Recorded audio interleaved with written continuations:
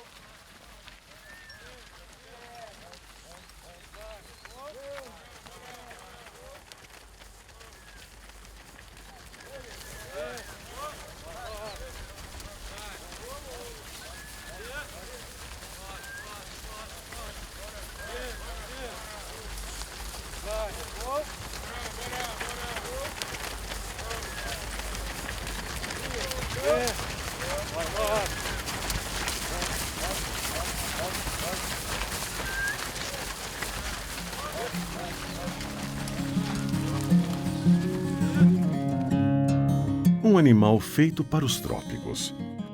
Rústico, perfeitamente adaptado ao calor. Um taurino com carne macia, mocho e dócil. Muito dócil. Este é o Cenepol, a raça do futuro.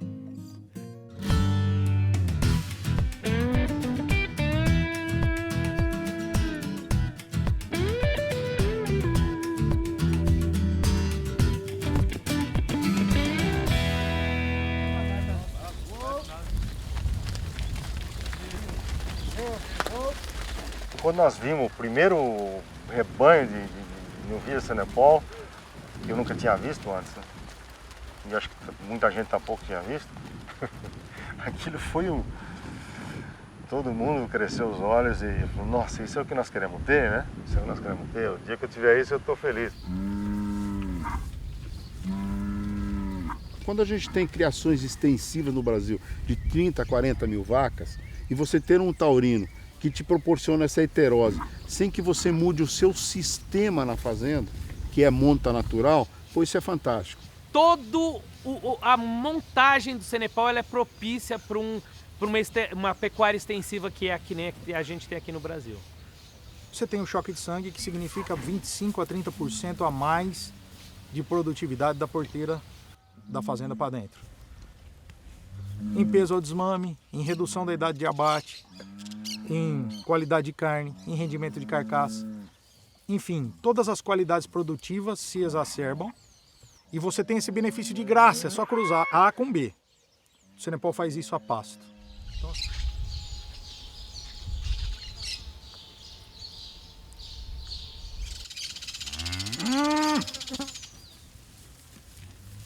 Rebanho do Cenepol começa mais ou menos ao centro de São Croix com a família Neotrópica, né? E depois ele se divide em dois grandes criatórios, né? Que é o CN, que é o Castle Nuggets, que está do lado da ilha virado para o Mar do Caribe e que chove muito pouco, mas aproximadamente 400 ou 600 milímetros por ano, como o Nordeste nosso.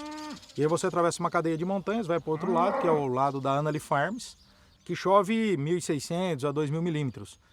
Então você sai de um lugar árido como o Nordeste, atravessa no mesmo dia essa cadeia de montanhas e vem para uma região como o nosso Brasil Central aqui, Mato Grosso do Sul, Mato Grosso, né? Então, e você vê animais em condições ótimas de score em ambos os lados da ilha. Então, o gado mais rústico está na CN.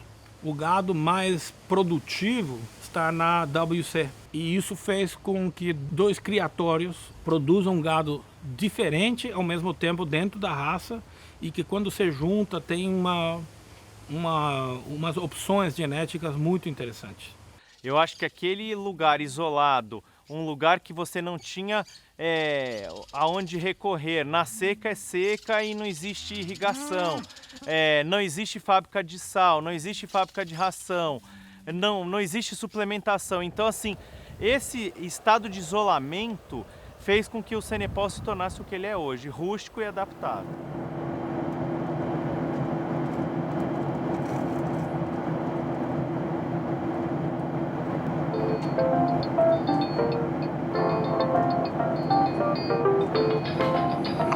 Ladies and gentlemen, welcome to St. Croix.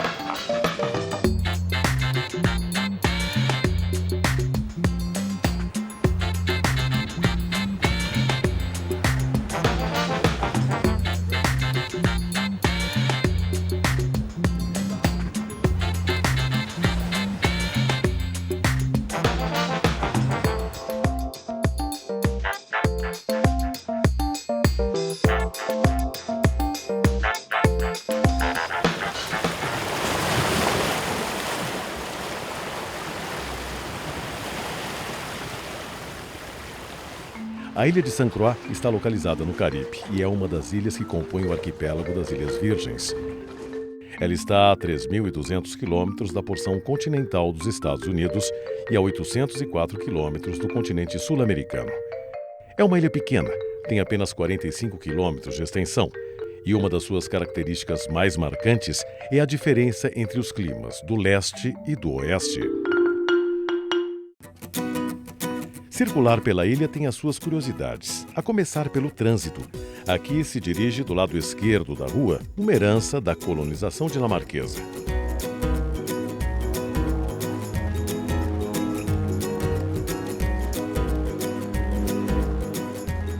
Geograficamente, St. Croix está mais perto da América do Sul do que dos Estados Unidos. Esta condição de isolamento e as características climáticas particulares favoreceram o surgimento de uma nova raça de gado que promete se transformar no futuro da pecuária tropical, o Senepal.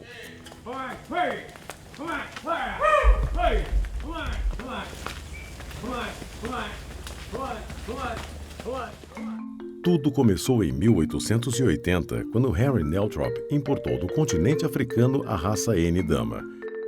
30 anos depois, Brownlee Neltrop, filho de Henry, buscou na ilha de Trinidad a raça Red Poll para testar um novo cruzamento. O que Brownlee queria era um cruzamento que resultasse em melhor produção de leite. Essa era a produção dele. A partir de 1918, começou a cruzar as duas raças. Ele selecionava os vermelhos como o Red Poll e de pelo curto como o N Dama. Além disso, Brownlee precisava de vacas que produzissem leite, então elas tinham que parir todos os anos para continuar produzindo.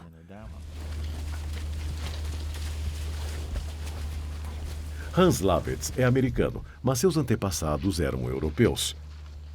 Seu pai, Fritz Lavetz, trabalhou por 40 anos como gerente da Annalee Farms, propriedade do multimilionário Ward Kennedy.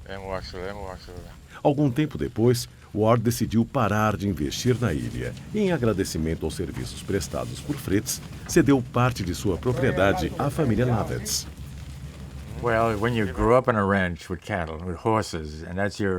Hans diz que aprendeu a amar a vida no campo andando a cavalo. Fez parte do seu crescimento e amadurecimento. E acrescenta que isso o ajudou a entrar na faculdade e a garantir seu primeiro emprego nos Estados Unidos. Foi também o amor ao campo que o fez voltar à ilha e trabalhar com o pai na Annalee Farms.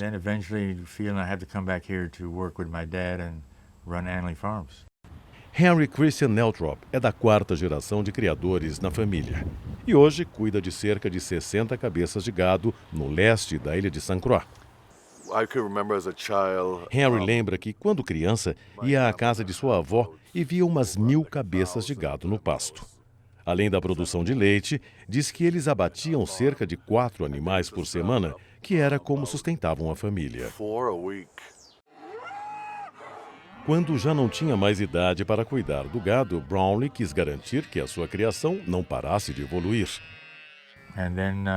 Hans afirma que quando Brownlee chegou aos 80 anos, decidiu vender o rebanho. Ainda menino, ele se lembra de ter ido com seu pai à fazenda deles para escolher o gado que acabariam trazendo para Annalee Farms. Mas não foi apenas a Annalee Farms que comprou o gado Neltrop. Kiko Gasperi chegou a St. Croix na década de 60 para trabalhar com o irmão e foi determinante para selecionar os melhores animais da Castle Nugent. Kiko conta que quando chegou havia 3 rebanhos de Senepol. Um era o CN, da Castle Nugent, que era administrada pelo seu irmão e cunhada. Outro da Neotrop e o terceiro, WC, da Annalee Farms. Mesmo sem nunca ter trabalhado com gado, antes de se mudar da Itália, Kiko encontrou as lindas vacas marrom claras, Senepol, e um monte de confusão. Algumas eram malhadas, outras tinham batoques.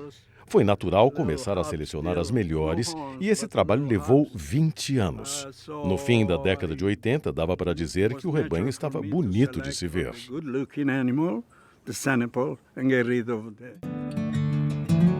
A Annalee Farms, do fundador Ward Cannaday, chegou a ter um rebanho de cerca de 1.500 cabeças de Senepol na metade da década de 60.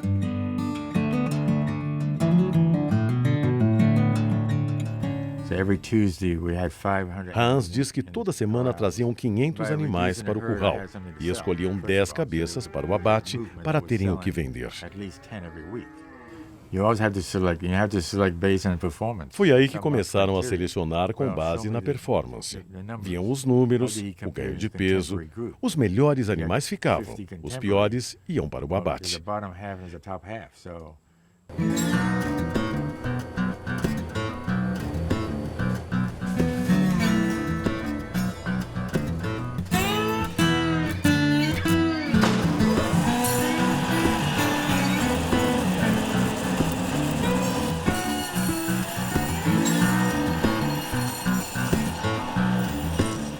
Em meados de 1940, a Annalee Farms começou a fornecer carne e leite para as bases militares instaladas em St. Croix.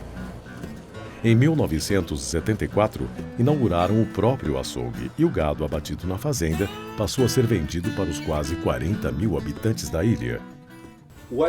Perguntamos ao Hans se os criadores da Castle Nugent passaram pelo mesmo processo de seleção. Ele responde: eu não sei como era lá. Leste é leste, oeste é oeste.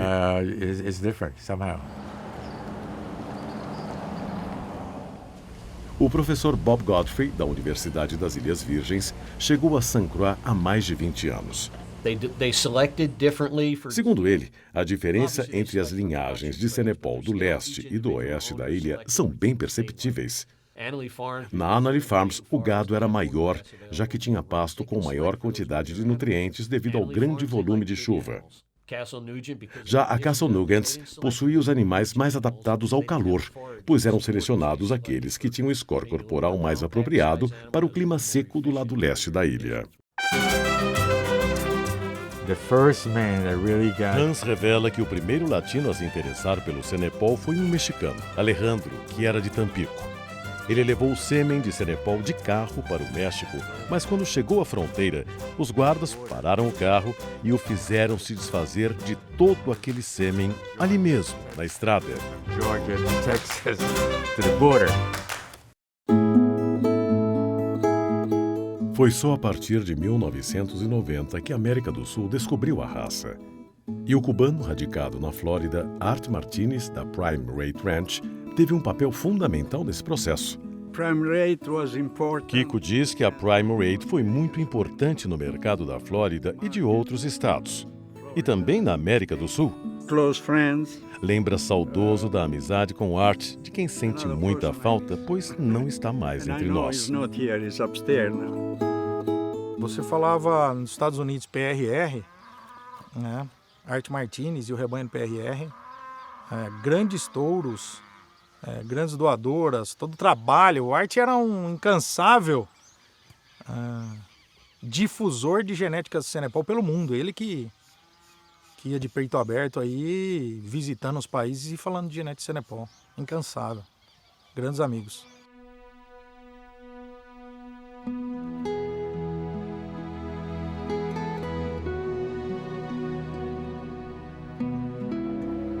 Art Martinez viveu até 2013.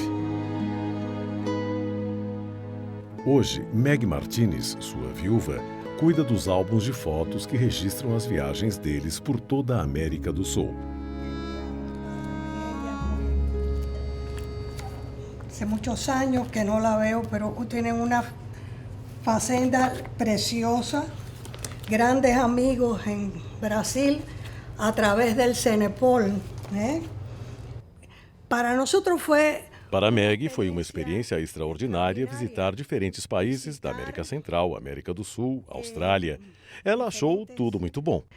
Claro que ele ia a vender sua Claro que o que genética, Art pero ele queria em decía, todas "Yo essas lo que viagens quiero era es, vender a genética, mas manter- principalmente establecer uma estabelecer relação, uma relação com as ou seja, pessoas de ter uma todos amizade, esses e lugares. E foi assim mesmo. Fizeram muitos amigos. Ela completa, foi extraordinário. Extraordinario, sí. Bueno, visitamos Brasil y en distintos viajes fuimos a Mato Grosso do Sul, en Campo Grande, fuimos a Rondonópolis, a Mato Grosso, en Goiás también, en Minas de Gerais también. Y bueno, después fuimos a Río y a Bahía, pero a pasear. Siempre había que dar un paseo, ¿no? Mantenemos el Cenepol en nuestro corazón, en nuestra casa. Mesmo depois de perder o marido, a casa de Meg continua repleta de Cenepol. Ela mostra as cadeiras da mesa de jantar, feitas com o couro do Cenepol. Nesta, é possível ver inclusive a marca da CN, Castle Nugent, da família De Gasperi. los Gasperi, y de Annalie, de Nelthrop. Nesta outra cadeira, há também a marca Prime Rate. Meg afirma que fez questão de manter o Cenepol vivo no seu coração. En mi corazón, siempre.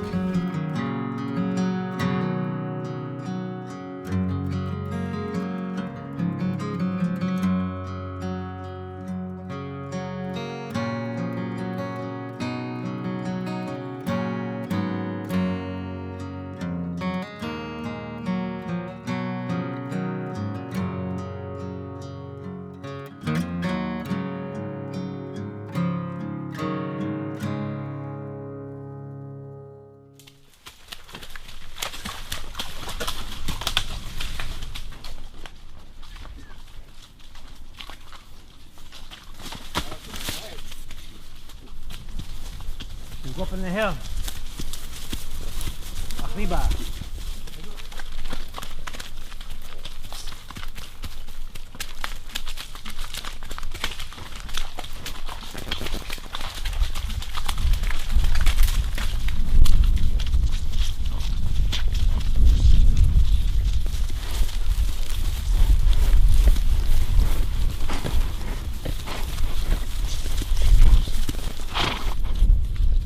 Buenos días, señor y señoritas.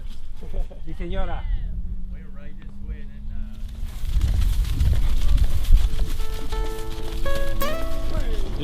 Muy bonita vaca. Ay, muy bien.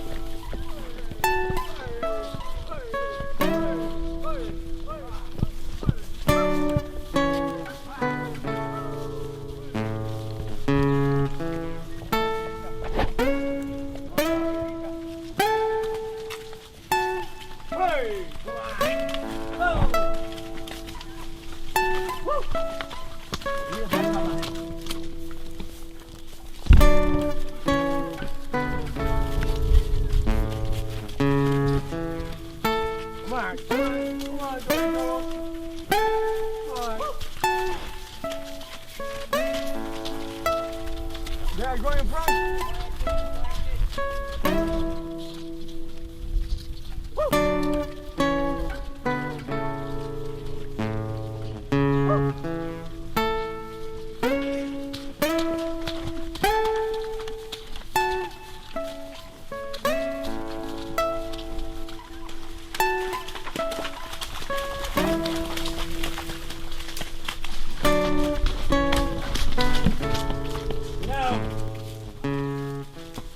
Criar Cenepol é a paixão de muitas famílias. Para alguns, amor de uma vida inteira.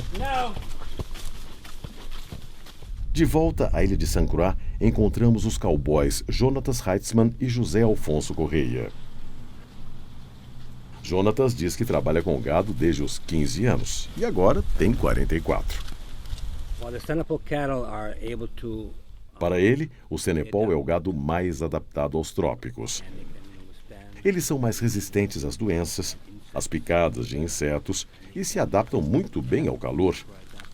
Também produzem carne e leite excelentes. É uma raça muito mais fácil de lidar, pois esses animais são mais inteligentes que os das outras raças. Eles fazem aquilo que você quer que eles façam. José Alfonso Corrêa talvez seja um dos cowboys mais velhos do mundo. Mesmo aos 84 anos de vida, Alfonso nem pensa em ficar longe do gado. Ele nasceu em Porto Rico e, muito jovem, se mudou para San Croix, onde acompanhou de perto o desenvolvimento do Senepol na Annalee Farms. Você já trabalhou com... São quase 70 anos de dedicação e trabalho diário. Senepol é o melhor para mim.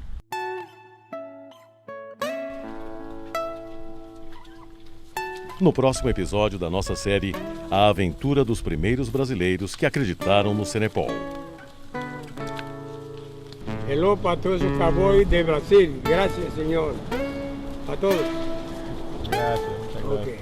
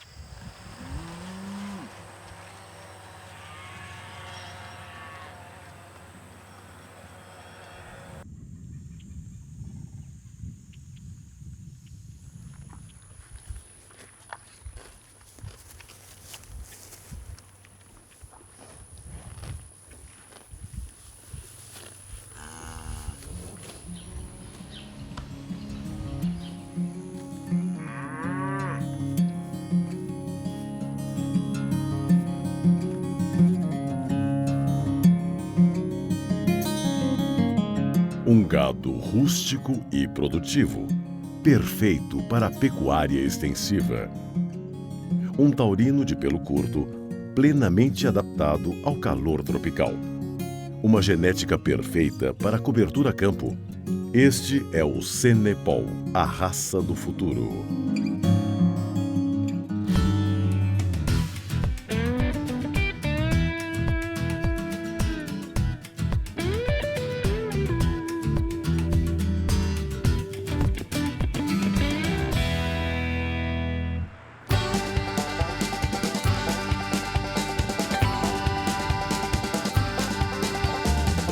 Cidade de Okeechobee, no centro do estado da Flórida, nos Estados Unidos. Para onde quer que a gente olhe, tudo está relacionado à pecuária.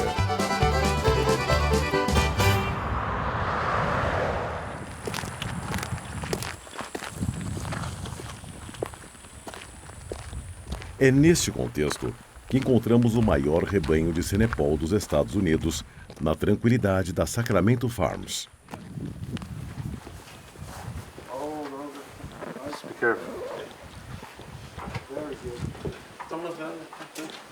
Sebastião Fogaça é brasileiro e criador de Senepol desde 2002.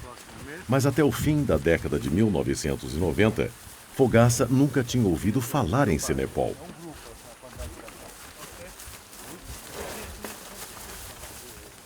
A descoberta veio através do projeto Montana. O projeto Montana foi um projeto que se originou aqui nos Estados Unidos. Eles usavam o sêmen dos touros Montana Makers, que eram produzidos acá. Era um touro com 3, 4 raças, tinha 0 de zebu. Esse sêmen era levado no Brasil, eles inseminavam as vacas zebuínas com esse sêmen de Montana Maker e faziam Montana, porque aí tinha um touro com 4, 5 raças e tinha metade do sangue zebu, e uma parte adaptado, que aqui eles usavam o Senepol ou o Bosmara para fazer os Montana Makers. O gado Montana não é considerado uma raça, e sim um bovino composto formado, no mínimo, por 3 diferentes raças. Zé Torneira e Júnior Fernandes, pai e filho, donos da Fazenda da Grama, no interior de São Paulo, também descobriram o Senepol através do Projeto Montana. Nós ficamos impressionados com o potencial produtivo dessa raça. Você tinha, ao mesmo tempo, um animal que tinha 3/4 de sangue europeu e, ao mesmo tempo, 3/4 de sangue adaptado, né, no mesmo animal. Porque você tinha 50% de Senepol e 25% de Angus, por exemplo. E tinha 50% de Senepol e 25% de Nelore. Então você tinha 75% de europeu, com todas as qualidades de carne, e tinha 75%. Quando nós vimos esse cruzamento, nós ficamos loucos. O senhor topa, o que o senhor acha? Falei, ó, pra mim, tá tudo normal. Você acredita? Você acha que vai dar certo? Eu acho que vai, pai. Então, toca em frente, vamos plantar para colher. Então, entramos no Montana, no Projeto Montana. Aceitei muito a ideia, eu era inovador, até hoje sou, mas naquela época era mais entusiasta, de começar a usar todos os Montana. Júnior e Sebastião tiveram outro parceiro brasileiro, Daniel de Stefani, que apostou com eles na compra dos embriões de Senepol. Ricardo Arantes conta como foi esse início. A criação do Montana no Brasil foi justamente para entrar num nicho de mercado que hoje é ocupado pelo Senepol. Quando a gente foi para a nossa visita lá no Clay Center em Nebraska, nos Estados Unidos, junto estavam alguns criadores que faziam parte do Projeto Montana. A Fazenda Grama, com o Júnior Fernandes, foi junto também. E ele decidiu apostar no Senepol assim como a gente. O Sebastião estava viajando, né, de carona no processo. Vamos conhecer lá a origem do nosso franqueador em Billings, lá no estado de Montana. Quando nós viemos aqui em 2001, na reunião, nós viemos juntos. Nós vimos o primeiro grupo de novilhas Senepol. Lembro como se fosse hoje. O pessoal parou de falar, de tão lindas que estavam.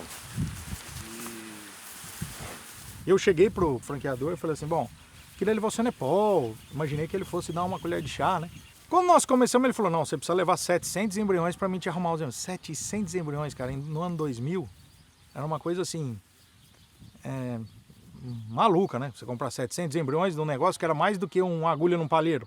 Tão louco quanto a gente de topar o negócio foi ele de propor 700 embriões. Ele não tinha esses 700 embriões prontos, né? Ele trucou, eu mandei 6 e nós fechamos o negócio. Ele falou, tá feito. Quando ele falou, tá feito, eu dei a mão, nós nos cumprimentamos e falei, escuta, cadê champanhe? 700 embriões, não se vende todo dia. E o Júnior, ele queria, não, se não apertasse a mão e não tomasse a champanhe, aí não tinha champanhe, foi com água mesmo, entendeu?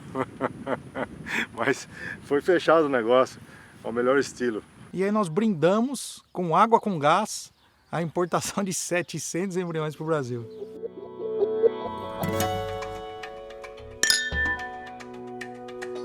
Enquanto a sociedade entre Júnior Fernandes e Sebastião Fogaça esperava a vinda dos embriões para o Brasil, os Arantes optaram por um processo mais rápido, a importação de animais vivos. E a solução poderia estar mais perto do que eles imaginavam. Em 1996, o Senepol chegou na Fazenda Ganadeira 63, no Paraguai, por intermédio do criador de Santa Gertrudes, José Pereira. Numa viagem aos Estados Unidos, José ganhou um lote de sêmen de Senepol do criador americano Rob Brown para que testasse no clima paraguaio. Mas Dom Carlos, pai de José, disse que sua fazenda não era laboratório e ordenou que o filho jogasse tudo aquilo no lixo. Dividido entre obedecer ao pai e seguir seu instinto, José decidiu arriscar e usou aquele sêmen nas piores vacas da fazenda. Alguns meses depois, os bezerros impressionaram tanto Dom Carlos que imediatamente ordenou ao filho que buscasse o Senepol nos Estados Unidos. Passados alguns anos, Dom Carlos sentia que era preciso expandir o Senepol e buscava um parceiro comercial para levá-lo ao Brasil. Eu lembro que fui com uma mala e uma filmadora à Expo Zebu. Era a única exposição que eu conhecia no Brasil. E rodei a Expo Zebu por 5 dias. E tinha um cara que me olhava e me olhava e me olhava e me falava assim... Depois se apresentou e me falou assim, o que você está fazendo aqui?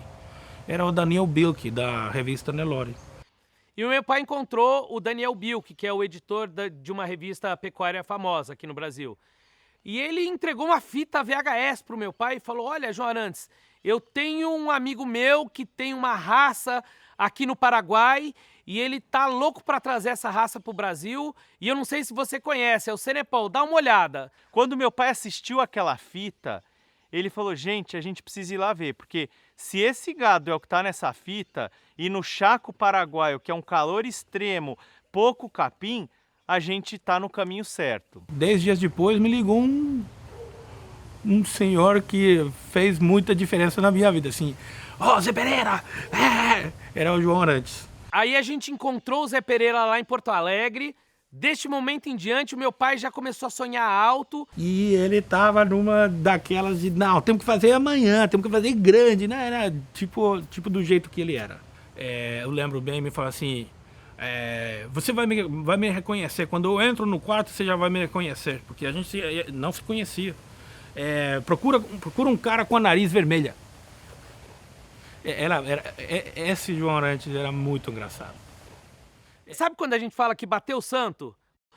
E por coincidência bateu justamente com os sonhos do Zé Pereira. Ele queria trazer essa raça para o Brasil, mas teria que ser numa empresa que tivesse um volume e um tamanho expressivo, que já fizesse cruzamento industrial, ou seja, toda a base do projeto do Zé Pereira ele encontrou no projeto da Nova Vida. E a Nova Vida precisava de uma genética Senepol e estava muito mais próximo do que a gente imaginava, estava no Paraguai. Ele estava louco para criar a Senepol, mas eu queria que ele esteja bem informado primeiro. Tudo que a gente falava, que meu pai falava, ele concordava e a sede dele vinha de encontro com o que a gente queria.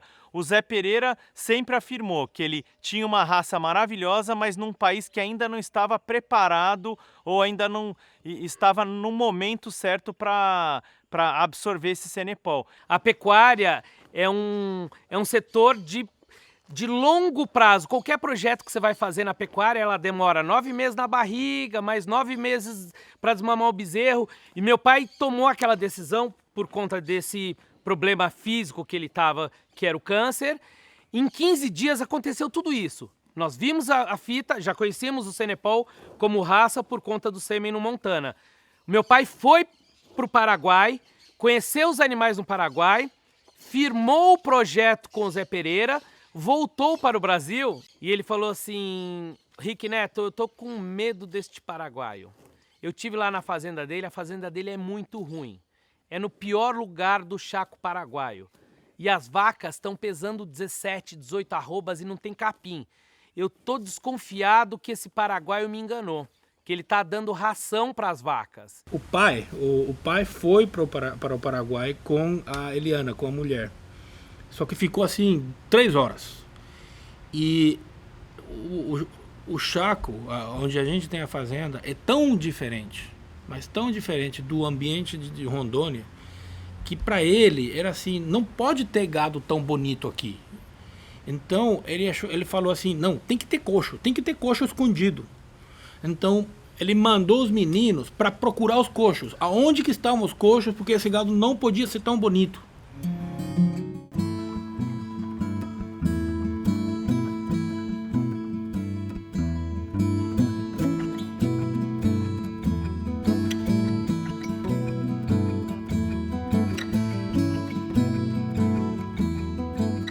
E ele falou assim, Rick Neto, eu tô com medo deste paraguaio.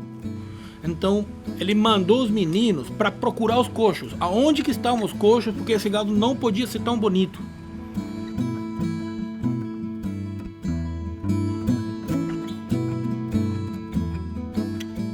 Pega o avião, você e o Neto, voltem para o Paraguai, falem que vocês estão querendo conhecer as vacas assim como eu, mas andem a cavalo para ver se não está me escondendo o coxo das vacas lá dentro do Paraguai.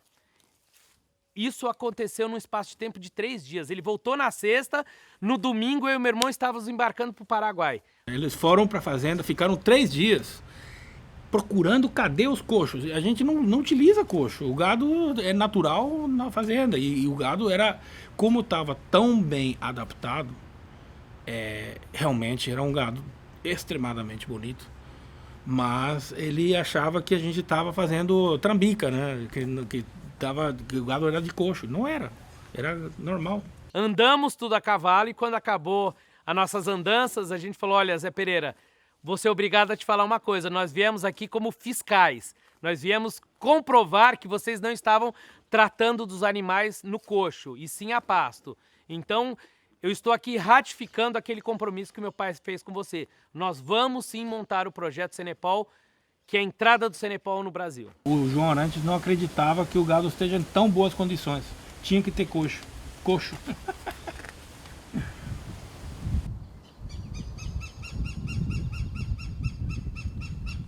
Apesar da complexidade do processo de importação do gado vivo, o contrato entre os novos parceiros comerciais foi bem simples.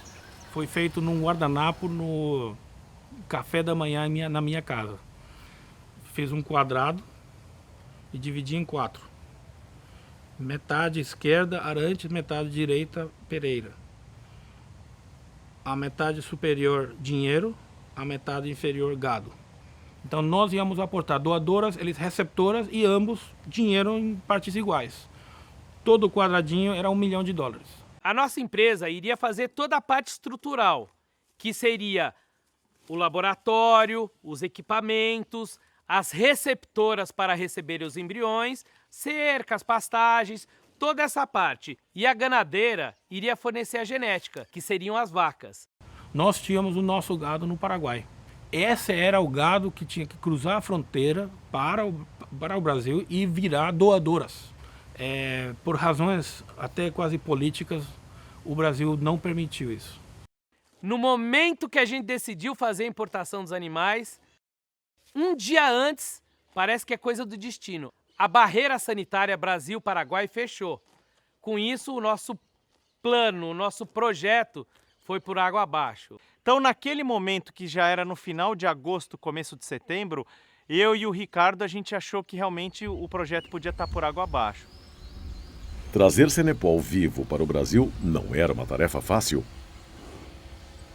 Mas os Arantes contaram com grandes parceiros para superar as barreiras.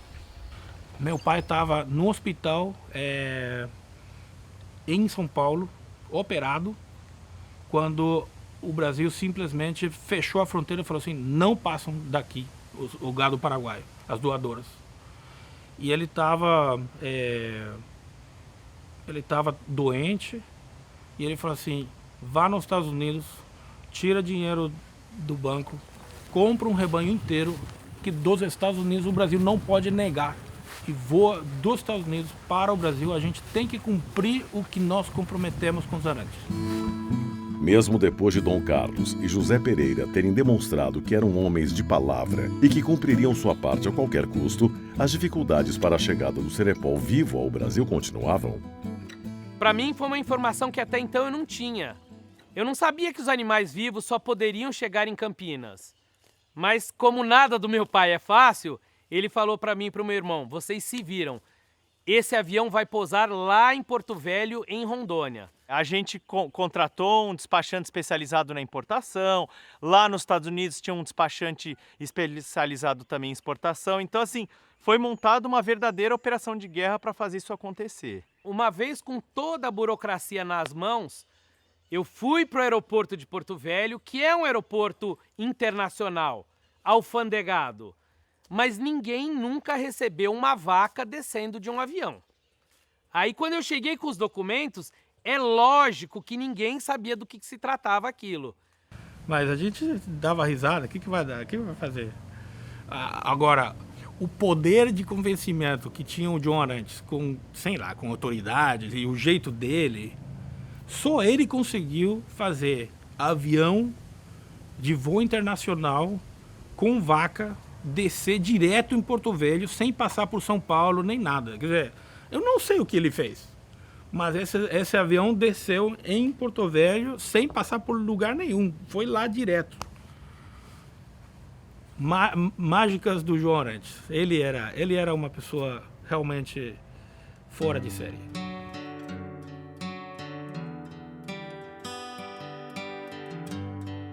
Em 2001, chegou finalmente em Rondônia o primeiro rebanho vivo de Cenepol.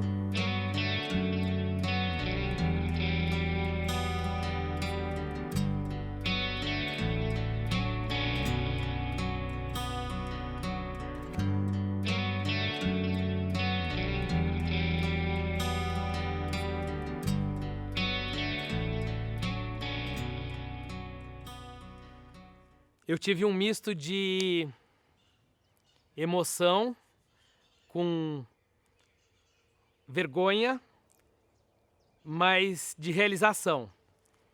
Emoção de estar vivendo aquilo, como você falou, era um momento histórico. Quando eu vi o avião tocar no solo, eu vi que era realização. Putz, a gente construiu, fez tudo isso e deu certo. E tive um pouco de vergonha, porque as etapas todas eu duvidei de que aquilo pudesse se tornar realidade. Muitas vezes eu até confrontei o meu pai e briguei com ele. Mas ele provou para mim que mais uma vez ele estava certo, que basta a pessoa querer que aquilo lá é possível. Ele sabia internamente que ele tinha um relógio rodando contra, mas isso, sinceramente, é impressionante como ele nunca parava para pensar. Mas ele queria fazer as coisas rápido porque ele não sabia quanto tempo ele teria, mas nunca atrapalhou. Essa geração era de loucos que faziam as coisas acontecer. E acho que coincidiu na vida do João e do meu pai que esta foi a última coisa que ambos fizeram acontecer. Através dos filhos. O momento que me deixou mais assim...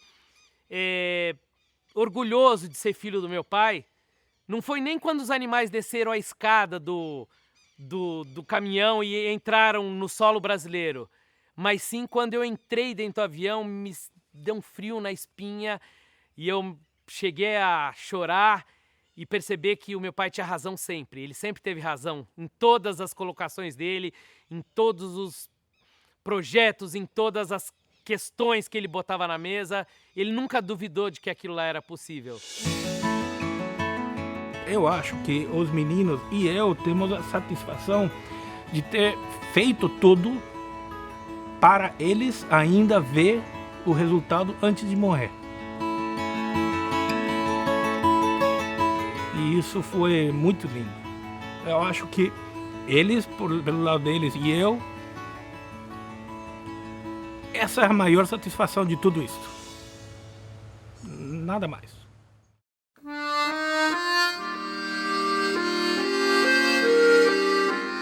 Os primeiros pecuaristas que acreditaram na nova raça foram homens à frente do seu tempo. Visionários e desbravadores, eles mudaram e engrandeceram a história da pecuária brasileira.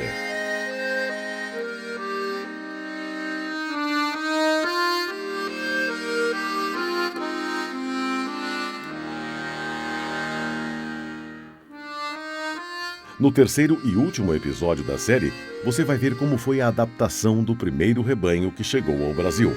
E vai entender por que o Cenepol é considerado o gado sob medida para o clima tropical.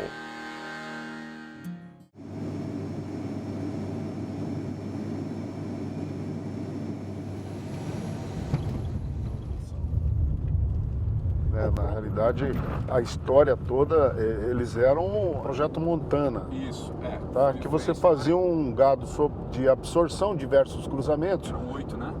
Para o abate comercial, ok? Quem fazia o acabamento desse gado era o Cenepol. Sim. Okay? Quando eles perceberam toda essa qualidade da raça, eles disseram, não é esse projeto que a gente quer a raça para o Brasil.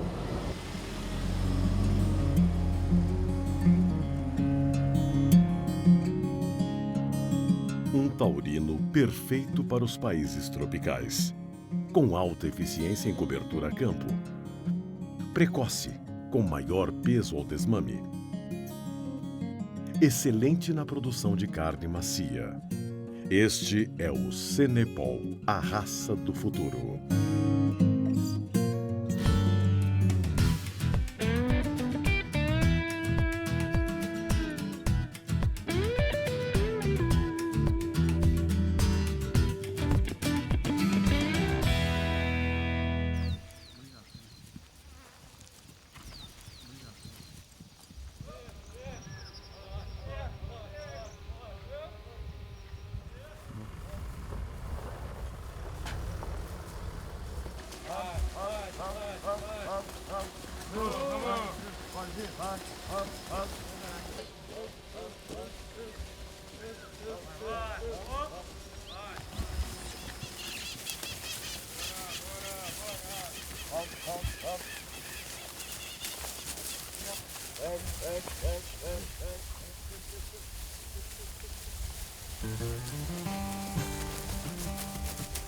Em julho de 2001, foi feita a importação de 56 cabeças de Cenepol vivo dos Estados Unidos, o que marcou um novo momento da pecuária brasileira.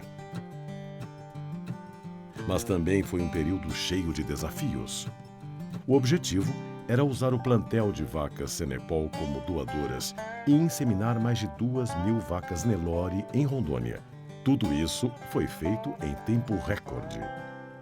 Começamos a colocar dinheiro e recursos e construímos o laboratório, e para dezembro desse mesmo ano já estavam as doadoras em Rondônia, o laboratório já estava funcionando e já começou o projeto. Quer dizer, 6 meses. E todos os veterinários falaram, olha, esses animais nunca tiveram contato com o carrapato, vocês vão ter que fazer a premonição, vão ter que fazer a adaptação dos animais no meio ambiente, e só então, daqui uns 40 dias, vocês vão poder começar a trabalhar com os animais para fazer a fertilização in vitro. Quando meu pai escutou aquilo, ele desligou o telefone, olhou para mim e para o meu irmão e falou, vocês não acham que eu vou esperar mais 40 dias, né? 20 dias depois da chegada dos animais, começaram a morrer as nossas doadoras importadas, que era o período de incubação. Aí a gente pirou. Ficamos assim, meu Deus, isso aqui vai morrer tudo. Aí o que meu pai fez as contas? Cada vaca que eu perder vai ser uns 20 mil reais. Quanto que custa a mensalidade, o salário de um veterinário? Ah, é 3.500 reais na época. Ele falou, vou contratar um veterinário para cada 5 vacas. Ou seja, ele não deu tempo da doença matar os animais. É lógico que a gente teve uma perda, mas não foi de 20%, e sim de 8%. Paralelamente estavam sendo aspiradas todas as doadoras. Então se aproveitava o momento de aspiração para fazer também, tirar sangue e tal. Era uma coisa assim de loucos. Tínhamos que mantê-los vivos para continuar tirando embriões deles. Imagina que quando a gente fez o projeto com os arantes e nasceram os 2.000 bezerros, a gente tinha na fazenda Nova Vida mais gado Cenepol do que todos os Estados Unidos. Para entender melhor a história do Cenepol, vamos voltar ao berço da raça na ilha de Saint Croix, no Caribe. So that's been on market now for the last, almost 40 years. Hans Lavets foi um dos pioneiros no desenvolvimento da raça. A Annalee Farms, fazenda de sua família, chegou a ter cerca de 1.500 cabeças de Cenepol na década de 1960. Hans diz que para manter apenas os melhores animais em seu rebanho, ele fazia anotações sobre o rendimento e desenvolvimento de cada animal. Peso no nascimento, peso ao desmame, quantidade e qualidade dos bezerros. Os melhores continuavam no rebanho, os piores iam para o abate. Foram estes livros que definiram a qualidade do gado Cenepol no mundo. Ele mostra um livro de 1973 e diz: vejam os números. São do desenvolvimento de cada animal. Aqui, nesta linha, são os bezerros e seus números. De 30 vacas, nasceram 27 bezerros. No outro ano, 25, e assim por diante.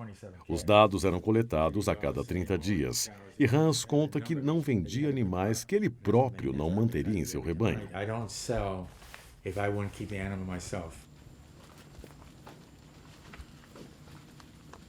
O que o Han fez por muitos e muitos anos foi tomar todos esses apontamentos e comparar as vacas na ilha, geração por geração, ano após ano, e tinha todas essas anotações escritas, né, em manuscritos, comparando intervalo entre partes, peso a desmame.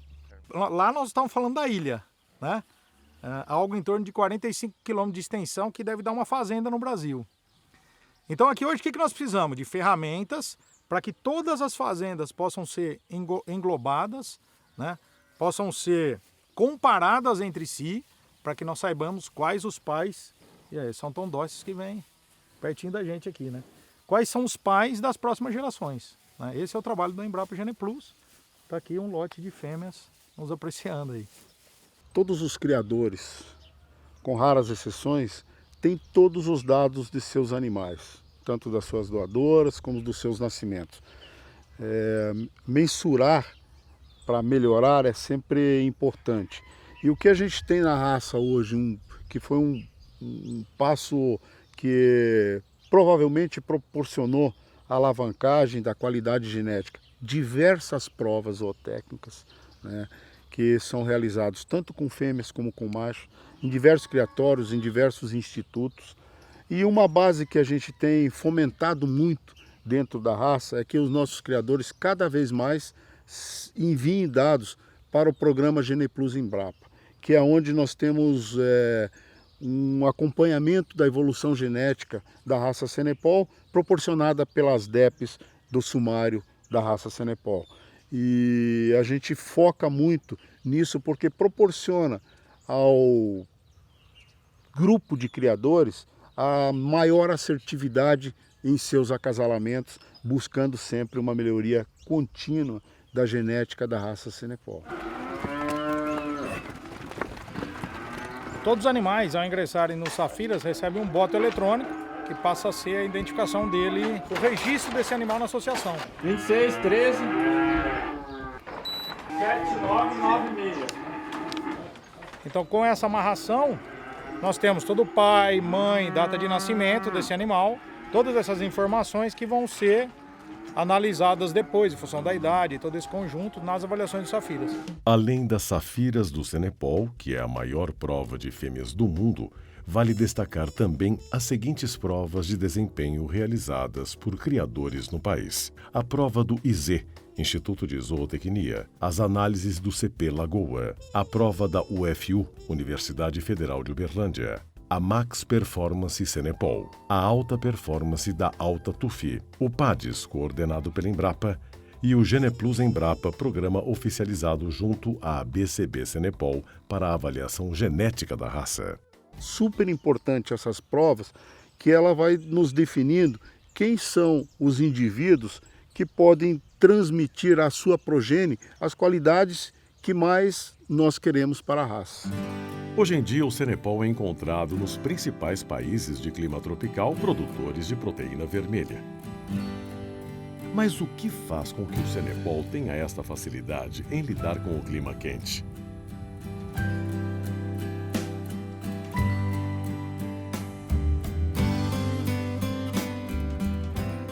Fomos até a cidade de Alachua, no norte do estado da Flórida, para conversar com o Dr. Tim Olson. Ele é especialista em genética animal e, desde a década de 1970, estuda o Senepol na Universidade da Flórida.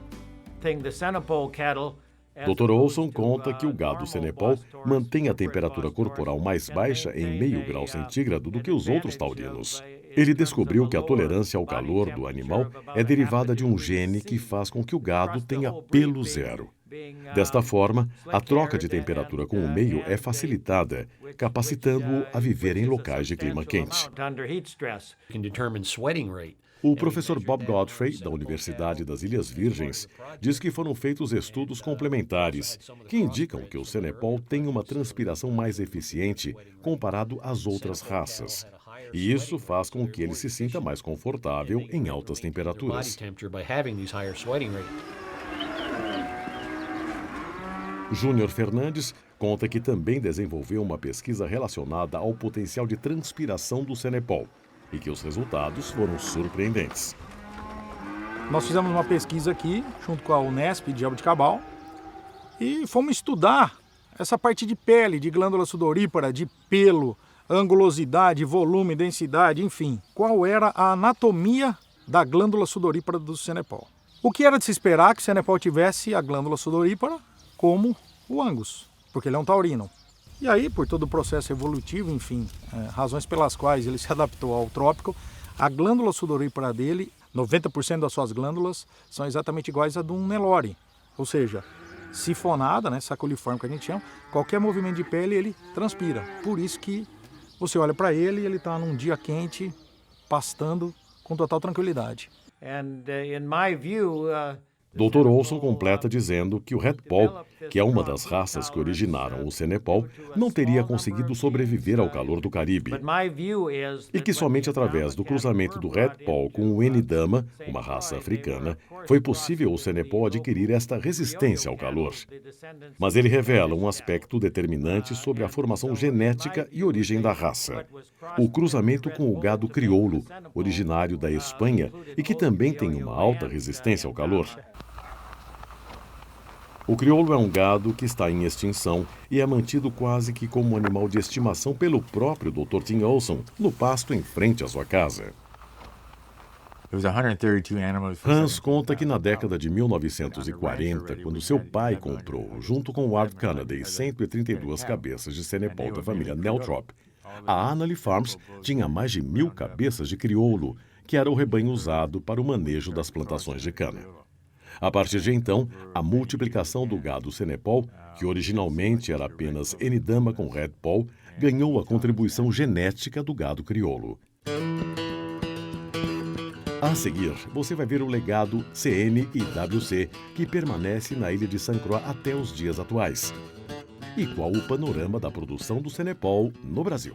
Pelo número de criadores que já estão utilizando a tourada nos cruzamentos industriais, acho que já começamos a entrar nessa fase de pensar em escala de abate, em escala de benefício para a carne meio-sangue Senepol.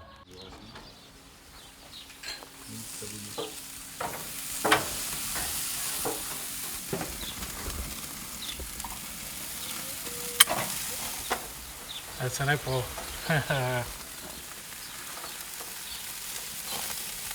Então, se você não tiver uma escala de abate, uma sequência de abate, você não consegue fazer um trabalho específico determinando uma característica de carne, que uma hora tem, outra hora não tem. Então, o grande desafio, digamos, para o futuro é você ter essa escala e coordenar essa escala para ter um abate sistêmico. Mas para isso se tornar realidade, é fundamental aumentar o sangue Senepol no Brasil. E é aí que entra o processo de cruzamento industrial. O que me chama a atenção é ter um animal 100% taurino com uma capacidade de cobrir vacada a campo.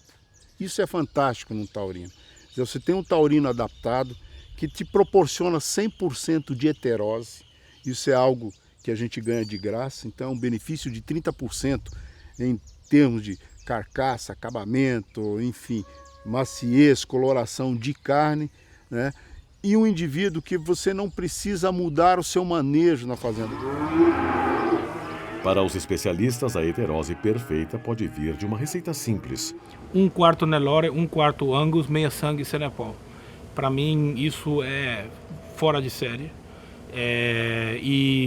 Mas nunca penso na raça como pura. A raça pura é para criar, sim, mas não para se fanatizar por ela. Ela é uma ferramenta de cruzamento. E é no cruzamento que ela faz a sua diferença como raça realmente. O professor Bob Godfrey concorda com a combinação e destaca a adaptação ao calor do Nelore, o aproveitamento de carcaça do Angus e o Senepol com sua carne macia, adicionando ainda uma alta taxa de fertilidade. O Dr. Tim Olson diz que há uma demanda mundial por carne de maior qualidade e com mais maciez. Este é o nicho do Senepol. Em regiões de clima tropical, há a predominância de zebuínos, e estes não produzem carne macia sem o cruzamento com um taurino. E este taurino deve ser o Senepol. O cruzamento com raças já consagradas no Brasil é uma realidade muito próxima. Dependerá do volume de touros produzidos pelos criadores de Senepol.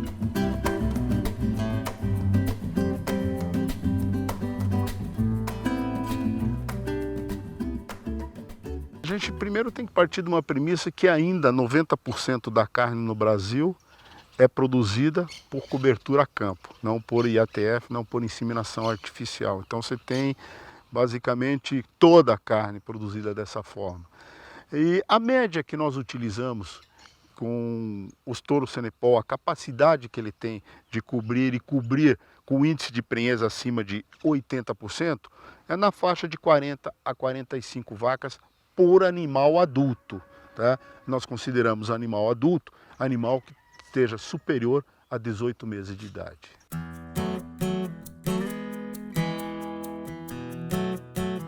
E este volume de touros Senepol só vai existir caso o número de criadores mantenha o índice de crescimento que conquistou nos últimos anos.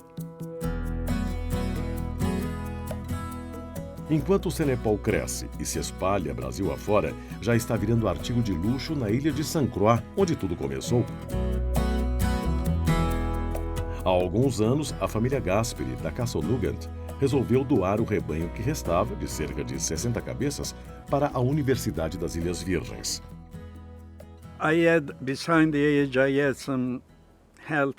Kiko conta que a decisão de doar o gado veio da viúva de seu irmão, Caroline Gasperi. Ele ficou triste, mas concordou com a doação, já que enfrentava problemas de saúde e não tinha mais como criar Senepol. Já para a universidade foi ótimo para desenvolverem estudos sobre a raça. O professor Bob Godfrey foi o responsável pelo rebanho CN que restou em Saint Croix. Diz que se sente honrado em ser o curador desta raça, especialmente quando se leva em conta que os números do Senepol na ilha vêm diminuindo com o passar dos anos. Ele sente que é uma forma de cultivar a raça e também preservar parte da cultura da ilha. E por coincidência, e também ironia, este plantel está sob responsabilidade de Henry Neltrop, descendente direto dos criadores que formaram a raça há quase um século. Henry fala que, em comparação com outras raças, criar Senepol é como passear no parque. Ele diz que não deveria ser considerado trabalho, para ele é como um hobby.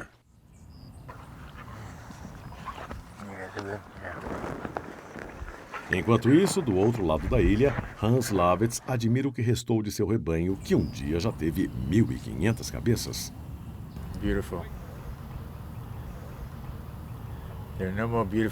Hans diz que é uma linda vista, que não há gado mais bonito que o Senepol.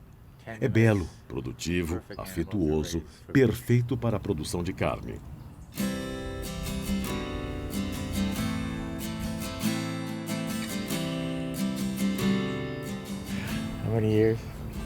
Ele lembra que foi o trabalho de uma vida. São mais de 50 anos cuidando do gado. E se pergunta, quem diria que um capitão da Força Aérea iria se tornar um cowboy?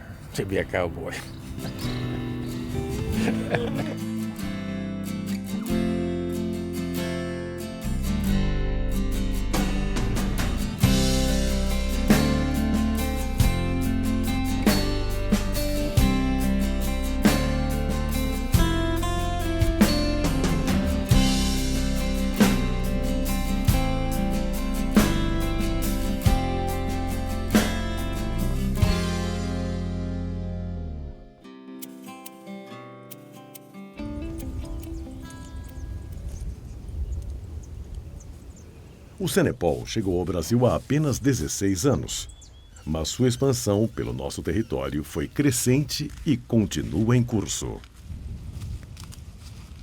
Nós temos aqui no Brasil animais já com 16 anos da primeira importação ainda produzindo. E tem relatos americanos que animais com 20 anos ainda produzindo. Então são muito longínquos. Hoje, a raça está presente em 20 estados. Há 700 criadores, dos quais 500 são associados à ABCB Senepol. O plantel atual possui em torno de 60 mil cabeças de animais puros. Nos últimos 5 anos, a raça registrou no país crescimento entre 35% e 40%, em escala contínua. Super precoce e longínquo ao mesmo tempo. Tá? Tem uma capacidade de andar, de cobrir a campo.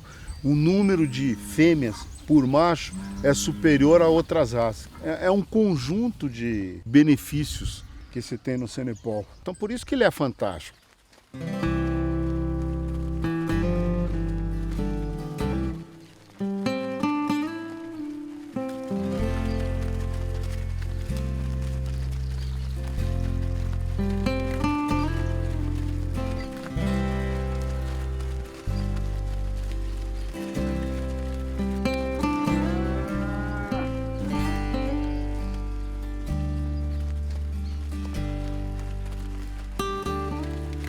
Senepol, a raça que chegou para ficar.